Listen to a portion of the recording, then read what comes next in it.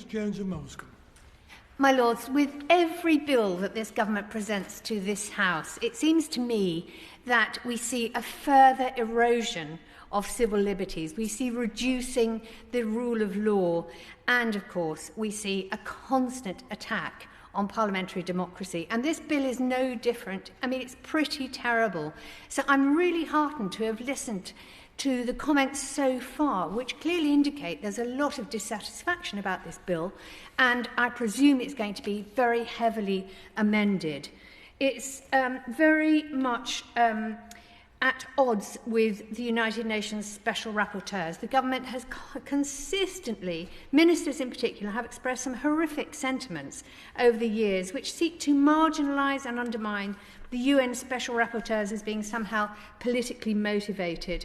And this has come up in relation to the government's treatment of people in poverty, homelessness, people with disabilities, and now victims of torture and other crimes at the hands of British troops. It undermines any claim that the United Nations might be a global leader for peace, justice, and human rights. And beyond the United Nations, many other experts have warned about how this bill undermines the UK's so-called commitment to human rights and a rules-based international order. And indeed, today in the Daily Mail, there's a headline, Theresa May blasts Boris's moral failure. She's criticised Boris Johnson, our Prime Minister, for abandoning British values and slammed his threat to break international law and tear up foreign aid. The former Prime Minister says the two actions were not ones that raised our credibility in the eyes of the world. If Britain is to lead internationally, she says, we must live up to our values. And this bill clearly does not live up to our values. It's based on fiction and conspiracy theories. It could have been written by the Daily Mail comments section. It stems from a false assertion that there is some sort of crisis of vexatious claims against UK forces. And in truth, there have been hardly any criminal prosecutions brought against service personnel in relation to Iraq and Afghanistan. On the contrary, the inquiry into the September death in 2003 of Baha Musa revealed torture, unlawful killing, and the use of prohibited techniques by British soldiers. It makes harrowing reading. Instead of fiddling with prosecutorial discretion and the statute of limitations, Parliament should be instead implementing a comprehensive, effective, independent system of investigation of complaints against military personnel.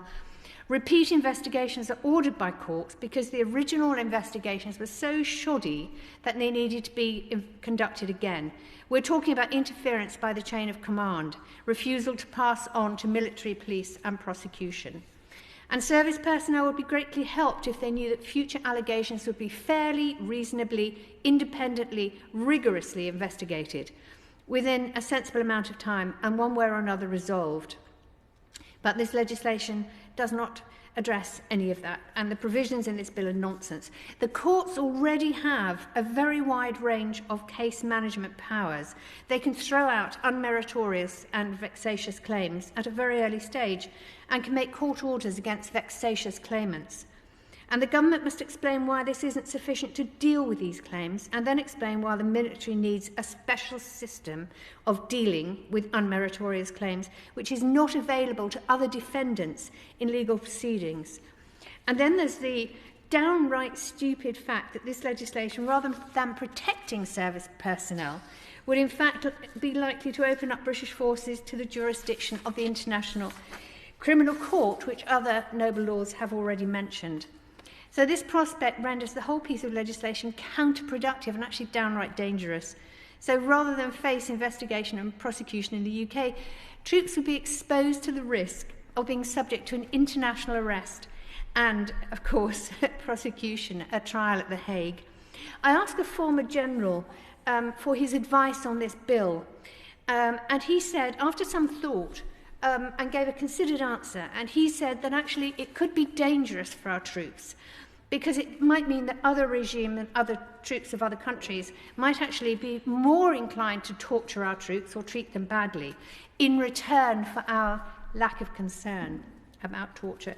So I do feel that the government should pause this bill and actually start to think quite seriously about whether or not it's needed, and secondly, if it is needed, how to improve it beyond beyond what it consists of at the moment.